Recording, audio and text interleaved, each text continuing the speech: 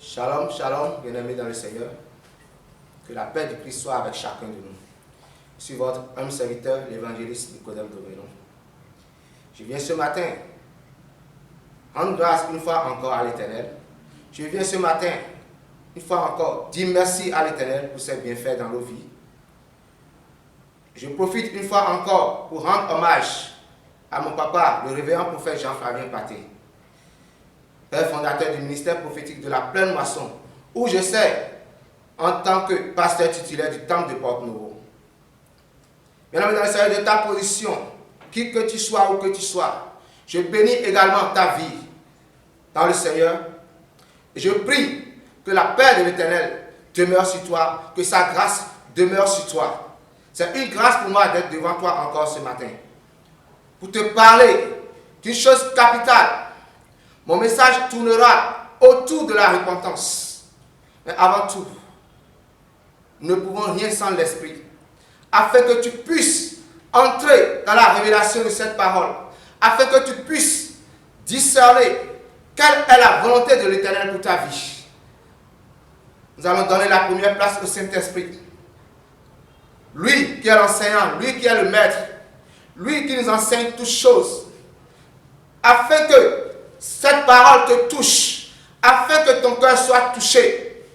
Seul le Saint-Esprit peut œuvrer ce matin par mon canal pour qu'il en soit ainsi. C'est pourquoi je laisse toute gloire au Saint-Esprit. Je laisse toute place au Saint-Esprit. Je m'abandonne à toi, cher Saint-Esprit, afin que tu perdes le contrôle de ce moment, afin que tu édifies par mon canal ton peuple, afin que tu parles à ton peuple, et que les uns et les autres reviennent à leur premier amour, qu'ils reviennent au Père pour sa seule gloire. Qu'il en soit ainsi au nom de Jésus-Christ de Nazareth. Amen. Bien-aimés dans le Seigneur, sans plus tarder, nous allons entrer dans la parole. Comme je l'ai dit tantôt, ce message tournera autour de la repentance. Mais allons-nous prêcher chaque fois la repentance sans pouvoir diagnostiquer le mal? Qu'est-ce qui nous pousse à heurter la parole de Dieu? Qu'est-ce qui nous pousse à désobéir au point de revenir au Seigneur par la repentance? Et c'est pourquoi le thème dont je suis inspiré pour nous ce matin est ceci. Pourquoi sommes-nous toujours tentés par le mal? Bien-aimés dans le Seigneur, le thème. Pourquoi sommes-nous toujours tentés par le mal? Pour entrer pleinement dans le message, nous allons lire dans le livre de Jean 14, versets 30 à 31. Parole du Seigneur, je lis au nom de Jésus. Je ne parlerai plus guère avec vous, car le prince du monde vient. Il n'a rien à moi. J'insiste sur cette portion de phrase. Il n'a rien à moi. Mais afin que le monde sache que j'aime le Père et que j'agis selon l'ordre que le Père m'a donné, levez-vous, partons d'ici. Bien-aimés dans le Seigneur, ce passage, c'est le Seigneur Jésus-Christ, notre Maître, qui parlait en ces termes à ses 16 apôtres, chers tous dans le Seigneur. Il dit, il n'a rien à moi. Dans ces deux versets, ce qui me tient à cœur, ce sur quoi nous allons nous focaliser, c'est quoi? Il n'a rien à moi. Il dit, le prince du monde vient, mais il n'a rien à moi. Mais il ajoute, mais afin que le monde sache que j'aime le Père et que je fais ce que le Père, j'agis selon l'ordre que m'a donné le Père. Alors, bien aimé dans le Seigneur, ce passage est très profond. Oui, nous avons l'habitude de lire la Bible, mais nous avons tendance à survoler la parole, sans pour autant chercher la profondeur. Chaque mot, chaque phrase prononcée par le Seigneur a une importance. On doit faire attention à chaque parole prononcée par le Seigneur. Toutes choses que nous lisons dans la Bible et qui concernent le Seigneur, nous devons les méditer avec une attention particulière. Il dit, il n'a rien à moi. Pourquoi aujourd'hui, toi et moi, sommes-nous toujours tentés par le mal? Pourquoi sommes-nous toujours guidés par la méchanceté? Pourquoi n'arrivons pas nous à rester loyaux? Pourquoi n'arrivons pas nous à rester fidèles à Dieu? Pourquoi n'arrivons pas nous à faire la volonté du Père? C'est ce diagnostic qu'ensemble nous avons fait ce matin, bien-aimés dans le Seigneur. Le Seigneur dit, il n'a rien à voir. Le Seigneur veut dire par là qu'il n'a aucune part avec Satan. Pour que Satan puisse l'approcher. Il n'a rien à voir. Mais afin que le monde sache que j'aime le Père et que j'agis selon l'ordre que le Père m'a donné. Ça veut dire quoi? Dieu est infiniment saint. Jésus-Christ, en tant que fils de Dieu sur terre, en son temps, la Bible déclare qu'il n'a point péché, mais qu'il s'est fait pécher pour nous. Alors, Jésus-Christ sur la terre était totalement homme, mais il était aussi totalement Dieu. Mais aussi totalement Dieu. Car Colossiens 2,9 nous dit expressément qu'en lui habitait corporellement toute la plénitude de la divinité.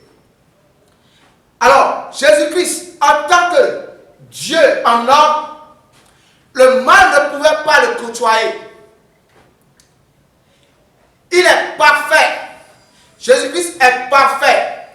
Il est infiniment saint. Alors le mal ne peut pas côtoyer Dieu. Il était Dieu en homme. Et le mal ne pouvait pas le côtoyer. Voyez-vous combien il est grand ce Dieu que nous servons. Combien immense est l'amour de ce Dieu que nous servons.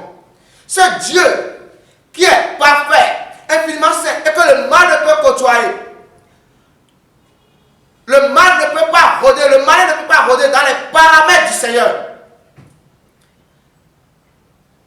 La sainteté de l'Éternel va le griller. Et c'est pourquoi, au temps de la loi, Dieu était obligé, avant l'accomplissement de son plan de salut en Jésus-Christ, lorsqu'il s'est fait un peuple, le peuple d'Israël, il a institué le sacrifice. C'est par ce moyen que Dieu pouvait maintenir en sa présence ses enfants, lui-même étant à l'époque vivant dans le tabernacle, sous la tente d'assignation. Alors Dieu était au milieu de son peuple. Étant au milieu de son peuple, le mal ne pouvait pas régner. Et c'est pourquoi à cette époque, dans le désert, le Seigneur, dans sa colère, frappait seulement de mort. Alors le sacrifice des boucs, c'était pour maintenir les hommes en sa présence au moyen du sang des boucs. C'est pourquoi à chaque fois il fallait faire un sacrifice d'expiation. Parce que le mal ne peut pas côtoyer l'Éternel. Son esprit régnait, vivait dans le tabernacle, dans le lieu très saint, le lieu saint des saints. Alors si Jésus-Christ est venu dans ce monde pour accomplir cette mission rédemptrice qui nous donne la vie, c'est à cause de nous qu'il a permis que le malin l'approche. Alors qu'est-ce qu'il dit? Au moment où il parlait là, il a dit ensuite, partons d'ici. Il dit, levons-nous, levez-vous, partons d'ici. Alors qu'est-ce qu'il disait par là? Ils avaient rendez-vous. C'était un rendez-vous. En disant, levez-vous, partons d'ici. C'était pour aller dans le jardin de Gethsémane. Et la Bible nous démontre, dans Jean 13, verset 2, verset 7, la Bible déclare, au moment du souper, Satan avait déjà inspiré au cœur de Judas de livrer le Seigneur Jésus-Christ, Judas Iscariote. Et dans le verset 27, la Bible précise que Satan est entré en Judas. Alors, le malin de ce monde, le prince de ce monde, qui venait, dont le Seigneur parlait dans Jean 14, 30, c'est Satan, mais pas le couvert de Judas. Alors, c'était un rendez-vous. Lorsqu'il dit partons d'ici, c'était pour se rendre au jardin de Gethsémane, là où il devait être arrêté. Alors, Judas était déjà parti voir les principaux sacrificateurs afin de le livrer. Alors, c'est ce Judas qui est ce Satan, qui est le prince du monde qui venait Parce que Satan a habité Judas Iscariote. Il est tenté en lui. Alors, frères et sœurs en Christ, le diagnostic que nous pouvons faire quant à nos conduites, pourquoi nous sommes toujours tentés? C'est que nous manquons de résolution. Les enfants de Dieu de ce siècle, nous sommes irrésolus. Alors si le malin est venu au Seigneur à cause de nous, le Seigneur s'est sacrifié à cause de nous, à plus forte raison, nous devons honorer cette parole. Nous devons nous montrer loyaux envers Dieu. Nous devons faire preuve d'obéissance envers l'Éternel. Nous devons avoir la crainte de l'Éternel. Mais rien de tout ça n'est notre part. Pourquoi sommes-nous toujours tentés par le mal? C'est parce que nous donnons une grande place à Satan dans nos cœurs. Si Jésus-Christ dit, il n'a rien à moi, ça veut dire que tout relève de l'intérieur de chacun. Et c'est pourquoi le Seigneur a dit dans Marc 7, 21, 23, il dit que c'est ce qui sort du désordre qui nous souille. Et nous savons que le cœur est le centre des pensées. C'est du cœur que vient l'idolâtrie. C'est du cœur que viennent les assassinats, les meurtres. C'est du cœur que vient la cupidité. C'est du cœur que vient l'impudicité. Tout ce que nous faisons est commandité par le cœur, est préparé depuis le cœur. Et nous les amenons à l'accomplissement dans le physique. Alors, bien aimés frères, pourquoi nous sommes toujours tentés? C'est parce que nous entretenons une relation étroite avec Satan, en gardant dans nos cœurs des choses qui lui appartiennent. C'est cela, bien-aimé dans le Seigneur. Ce n'est pas en vain que l'apôtre Paul est revenu sur ce que le Seigneur a dit dans Marc 7. Mais il a précisé dans Galates 5, après le verset 17 à 21, il a démontré clairement que les œuvres de la chair sont distinctes de celles de l'esprit. Et il a cité quelles sont ces œuvres de la chair. Et quand on parle d'œuvres de la chair, nous parlons des œuvres de Satan. Il a parlé de l'impudicité, de l'impureté. Alors, le Seigneur dit, Satan n'a rien à moi. Alors, toi aujourd'hui, qu'est-ce que Satan a en nous? Toi et moi. Qu'est-ce que Satan a en nous? Parce que Satan, le Seigneur, nous savons que c'est à cause de nous. C'est pour pouvoir nous sauver qu'il s'est laissé faire. Que Satan a pu le côtoyer. Mais nous autres, pourquoi nous péchons toujours? Nous péchons. Satan nous vient toujours à nous. Pourquoi? Parce que nous entretenons des choses qui lui appartiennent. Alors, qu'est-ce qu'on retrouve en nous? Jésus-Christ a dit, il n'a rien en lui. Mais qu'est-ce que Satan a en nous?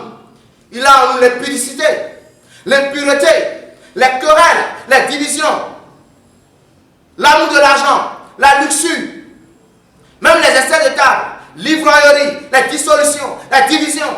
Toutes ces choses citées dans Galates 5, 19 à 21. Ce sont ces choses-là qui se retrouvent en nous. Alors, tout le temps, nous perdons notre temps. Tous les jours, nous perdons notre temps à chasser le malin autour de nous, à envoyer le feu à Satan, envoyer le feu dans nos cœurs. Satan se trouve dans nos cœurs. Satan n'est pas autour de nous. Et c'est pourquoi l'apôtre Jacques a dit, Jacques 4, verset 7 à 8, il dit clairement de nous soumettre à Dieu, de résister à Satan et il fuira loin de nous. Dans le verset 8, il dit quoi? Approchez-vous de Dieu et il s'approchera de vous. Homme irrésolu, purifiez vos cœurs. Bien-aimés dans le Seigneur, nous avons Satan dans nos cœurs. Satan n'est pas autour de nous. Pour que Satan quitte notre rayon, pour qu'il quitte notre périmètre, il faut d'abord que nous le chassions de nos cœurs. Il ne peut pas être dans nos cœurs et on va le chasser autour de nous. Tu ne peux pas détenir ce qui est à moi et me chasser. Même si je quitte, ce sera temporairement. Je vais toujours revenir parce que tu détiens ce qui m'appartient. Alors, bien aimé dans le Seigneur, peut-être me diras-tu que tu n'as que Dieu. Peut-être me diras-tu que tu ne vas plus chez les féticheurs. C'est vrai, aller chez les féticheurs, consulter les idoles et autres, c'est l'idolâtrie. Mais ça, c'est une forme d'idolâtrie. L'idolâtrie se représente sous plusieurs formes. Lorsque tu aimes l'argent, c'est une idolâtrie. Lorsque tu aimes l'argent, c'est une idolâtrie. Tout ce qui t'empêche d'appartenir totalement à Dieu est une idolâtrie. Que ce ce soit un homme ou une femme qui te sépare de Dieu, tu es dans l'idolâtrie, dans l'adultère. Bien-aimé dans le Seigneur, qu'est-ce qu'il y a en toi qui appartient à Satan? C'est là le problème. Le problème n'est pas Satan, mais le problème c'est notre cœur, c'est l'état de nos cœurs. Il est où? Comment Satan est-il représenté? Par quoi est-il représenté dans ton cœur? Tu le sais. Si c'est l'impudicité, tu le sais. Si c'est le mensonge, tu le sais. Si c'est le vol, tu le sais. Si c'est la cupidité, tu le sais. Si c'est le manque de pardon, tu le sais. Si c'est l'ivrognerie, tu le sais. Alors, bien-aimé dans le Seigneur, aussi longtemps que ces choses seront en toi, ça veut dire que tu entretiens parallèlement une relation avec Satan. Et ce faisant, tu ne peux pas prétendre être à Dieu. Quand la Bible déclare dans Galates 16 que ceux-là qui marchent selon l'esprit n'accompliront pas les désirs de la chair. Alors, bien aimé, tu es tenté, nous sommes tentés par le mal. Parce que le mal se trouve dans nos cœurs. Parce que Satan se trouve dans nos cœurs. Et c'est pourquoi ce matin, je suis venu te dire, toi qui invoques tout le temps, invoque sans cesse le feu sur Satan autour de toi. Tu ne fais rien. Tu le fais en vain parce qu'il revient à chaque fois. Et il reviendra à chaque fois. Tant que ton cœur ne sera pas totalement à l'Éternel, ton Dieu. C'est pourquoi chasse d'abord Satan de ton cœur. Chasse-le en toute vérité de ton cœur.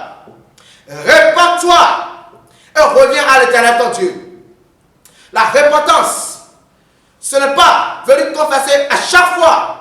Mais la Bible dit clairement dans Proverbe 2,13, Proverbe 8,13, celui qui cache ses transgressions ne prospère point, mais celui qui les avoue et les délaisse obtient miséricorde.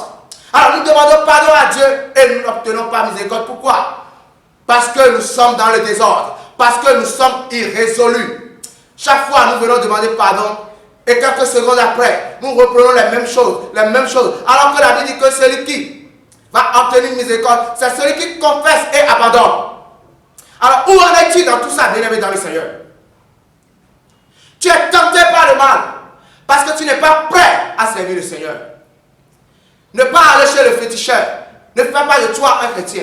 Mais le chrétien, c'est celui-là qui vit la sanctification. Le chrétien, c'est celui-là qui sait discerner ce que son Père veut. C'est celui-là qui est obéissant à la parole de Dieu. Ce n'est pas ceux-là qui vont chez les féticheurs, qui sont les plus grands pécheurs. Mais aujourd'hui, l'Église est malade. L'Église est malade à cause de nous. Parce que deux cas maintenant règnent à l'Église. Le cas du malin et le cas de Dieu. Le cas de Dieu implique le caractère divin. Ceux qui sont à Dieu, dans leur cœur se trouvent les fruits de l'esprit, cité dans Galates 5:22. La douceur, la tempérance, toutes choses. La bénignité, l'amour, la joie, la paix.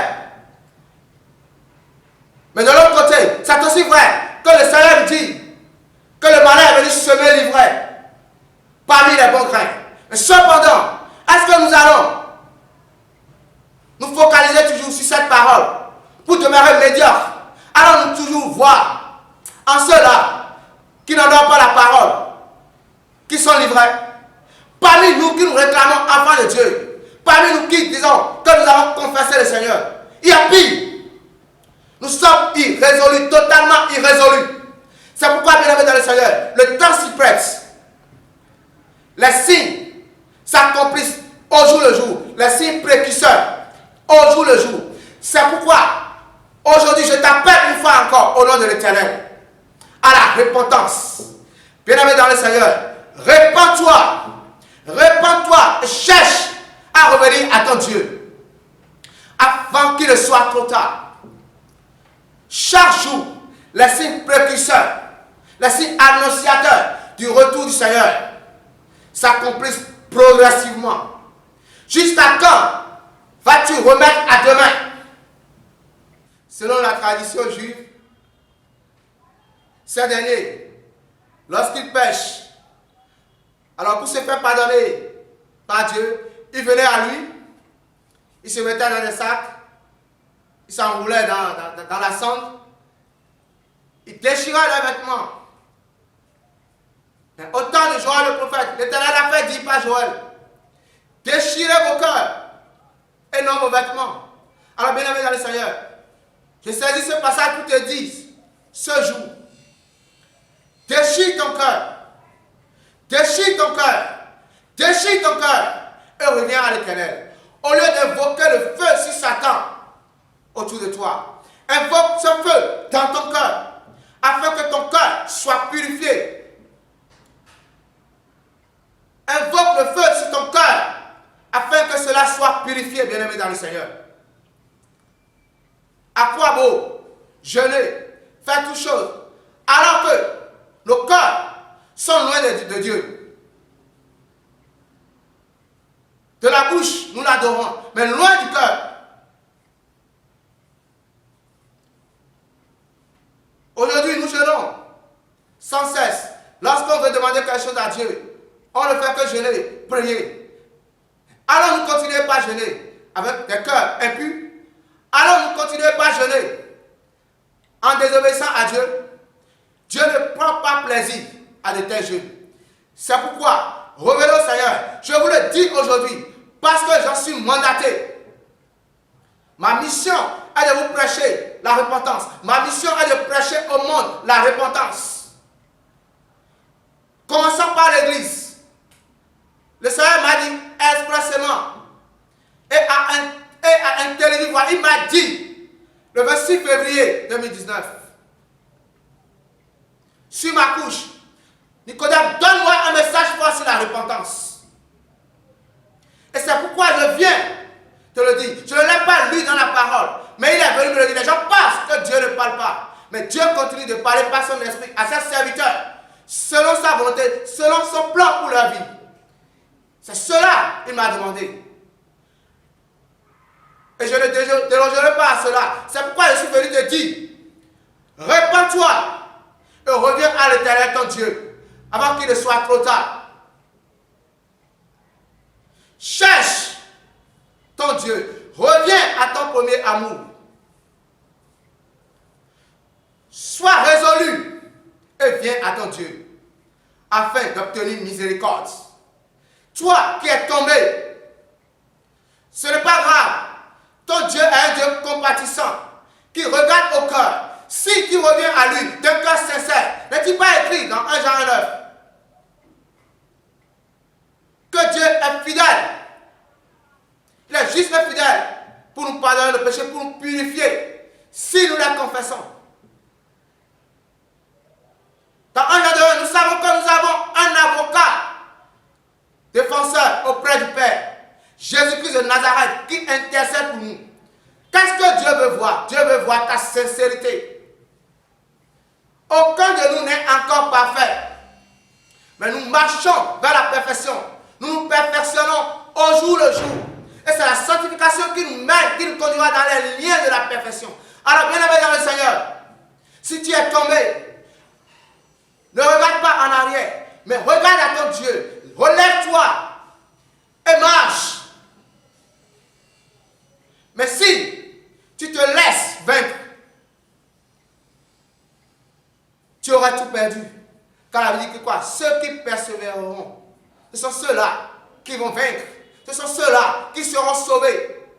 Alors si tu te reconnais dans les erreurs, si tu sais que tu as mal fait, ce matin, je suis venu te fortifier. Je suis venu au nom du Seigneur te demander que tu peux encore te relever. Tu peux encore te relever. Dieu est fidèle pour te pardonner encore. Si tu es sincère, il regarde à ton cœur. Si tu es sincère, Dieu va te pardonner et reprendre avec toi. Bien-aimé dans le Seigneur, tel est le message que j'ai pour toi ce matin. Que la main de l'Éternel te saisisse. Que ton cœur soit touché par ce message. Je ne suis pas là pour te prêcher la bénédiction. Toute personne qui accepte Jésus-Christ comme son Seigneur Sauveur personnel est déjà dans la bénédiction. Mais nous crions à Dieu tout le temps parce que nous sommes irrésolus. Nous prions, nous demandons, nous ne recevons pas parce que nous demandons mal. Parce que nous demandons avec des cœurs impurs. Bien-aimés dans le Seigneur, pour jouir des bénédictions de l'Éternel, pour jouir de la grâce suffisante de l'Éternel, répands-toi et reviens à lui. Et tu obtiendras miséricorde. Et sa bénédiction sur ta vie s'accomplira dans tous les domaines. Merci Seigneur pour ce message. Je te rends grâce parce que tu m'as permis, une fois encore, d'accomplir cette mission que tu m'as confiée. Oui, tu m'as dit, donne-moi un message fort sur la repentance. Tu m'as dit dans Ésaïe 58, ne retiens pas ta bouche, mais parle à ce peuple. Dis à ce peuple ses iniquités. C'est aussi vrai que ce message me concerne aussi. Parce que je ne suis pas parfait. Nous marchons tous dans la sanctification. Afin d'hériter du royaume des cieux. Mais toi, qui te mets en biais, toi, qui as hâte d'abandonner ta croix derrière, toi, qui te laisses vaincre par le mal, reviens pour obtenir grâce. Seigneur, merci. Merci et que ton esprit continue ce ministère que j'ai commencé aujourd'hui, que j'ai rendu aujourd'hui par ta grâce. T'as donné à ton esprit de continuer ce ministère au niveau de chacun, de chaque personne, chaque enfant qui a entendu cette parole ce matin. Tous ceux-là qui sont à toi, qui déraillent, mais qui ont entendu ce message, que ton esprit en eux continue ce ministère, afin qu'ils puissent comprendre ce que tu veux, afin qu'ils puissent revenir à toi pour la seule gloire de ton nom et pour leur bénédiction.